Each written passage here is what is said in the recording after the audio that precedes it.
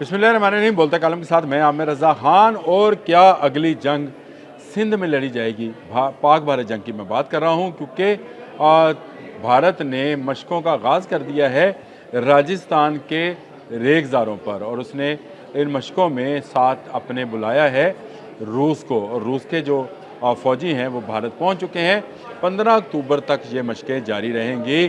क्या वजह है कि भारत रेत पर मशकें कर रहा है? यानी क्या सहरा की जंग की तैयारी की जा रही है? इसको अब इस नज़र से ना देखें कि ये पाकिस्तान के साथ जंग है, इसको इस नज़र से देखें कि भारत बहुत क्लोज़ अलाय है इज़राइल का, और इज़राइल का अगला मार्का कहाँ हो सकता है? अरब के रेगिस्तानों में। इसीलिए शायद भारत ने राजस्थान के रेगज़ारों का जो है इंतखाब किया है और वहाँ पर मशकों का आगाज़ कर दिया है। ये जंगी मशकें हैं, इसमें स्ट्रेटजी बनाई जाएगी, फ़ौजियाँ उतारी जाएंगी दोनों तरफ से, और फिर मुख्तलिफ़ किस्म की व्हीकल्स जो कि रेत पर चलती हैं उनको टेस्ट किया जाएगा। क्योंकि ये 15 अक्टूबर तक जारी रहेंगी, तो इसका मतलब ये है कि मुख्तलिफ़ फॉर्मेशंस को इस्तेमाल किया जाएगा।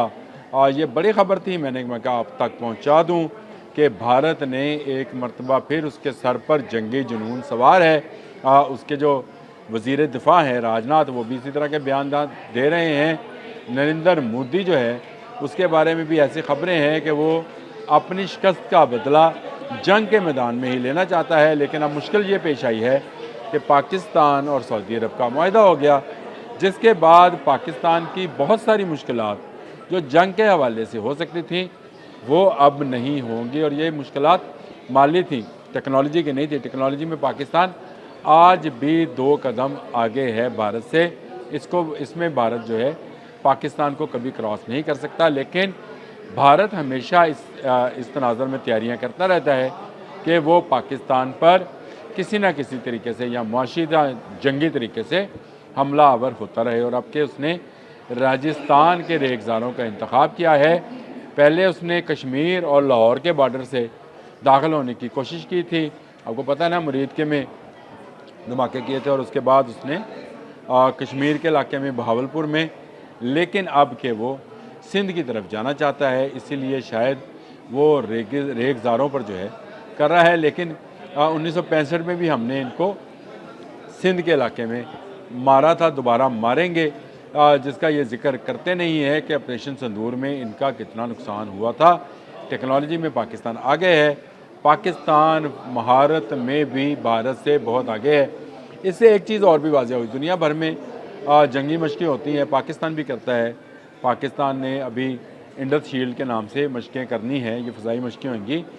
इसमें बेशुमार मुल्क आते हैं। जो 2024 में हमने इंडस शील्ड की थी उसमें 24 ममालिक आए थे, भारत में कौन क्यों नहीं आया? तो भारत ने भी इनवाइट किया था, और भारत भी चाहता था कि दूसरे ममालिक के लोगों के साथ मिलकर, जिनमें मिडल ईस्ट की भी 2-1 ममालिक शामिल थे जिनको इनवाइट करना चाहा था, लेकिन इनकार हो गया। और सिर्फ रूस, और रूस भी इस वजह से कि रूस अपना असला भारत को बेचता है। वो MiG-29 से Su-30 हो, वो S-400 हो, S-200 हो, ये सब के सब उसका खरीदा। यहाँ ब्राह्मोस हो, ब्राह्मोस भी टेक्नोलॉजी रशियन है जी, बनाया जाता है ये भारत के अंदर।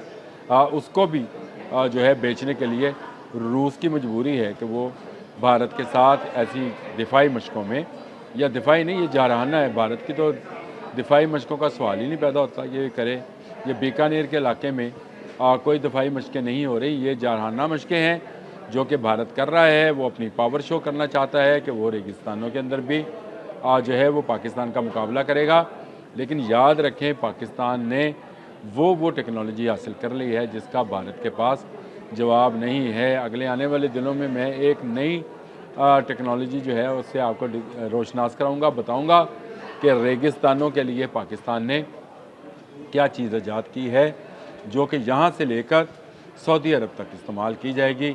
और इज़राइल की शह पर भारत ये काम कर रहा है। इज़राइल इसलिए इन मशकों में नहीं आया कि इससे सारी साजिशा का प्लान जो था वो खुलकर सामने आ जाता कि इज़राइल क्यों आया है, और फिर भारत के लिए और मुश्किलात पैदा होती, क्योंकि मिडल ईस्ट में बहुत सारे भारतीय आज भी जॉब्स पर मौजूद हैं, लीगल और इनलीगल भी और इनलीगल भी और खुफिया भी।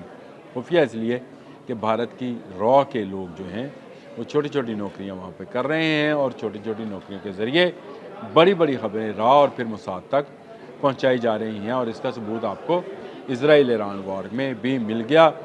भारत के लिए ये मशक़ें जो हैं ख़ास अहमियत की हामिल हैं, लेकिन हमारे लिए ये मशक़ें कुछ नहीं हैं। हम ये समझते हैं कि ये भारत के जंगी जुनून का एक नतीजा हो सकती हैं कि भारत ऐसी मशक़ें बिल्कुल पाकिस्तानी सरहद के करीब जो है उनका इनकाद कर रहा है।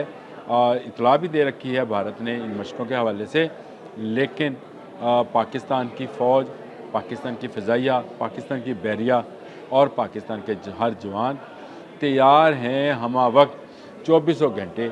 हमने नज़र रखी हुई है अपने उस दुश्मन पर जो एक मरतबा नहीं कई मरतबा पाकिस्तान पर हमलावर हो चुका है और कई मरतबा ही मुँह की खा चुका है। और अभी जंग मई में भी इसने अपनी मुँह की खाई और मुँह की खाने के बाद अपने 7 जहाज़ गिरवाए, इसने अपने फ़ौजी मरवाए, इसने अपना S-400 तबाह कराया।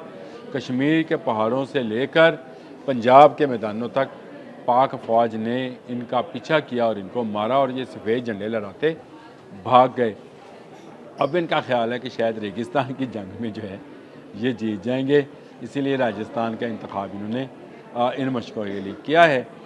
ये मशक़ें जो हैं करते रहें भारतीय, चाहे जो मर्ज़ी असला ले आएँ, जैसे मर्ज़ी बाहर से माहिरीन बुला लें, जैसे रशिया से बुलाए हैं। जज्बा कहाँ से लेकर आएंगे? जज्बा वो ताकत होती है जो 313 को हज़ारों पर भारी कर देती है। जज्बा वो ताकत होती है जिसके सामने हर टेक्नोलॉजी फेल हो जाती है।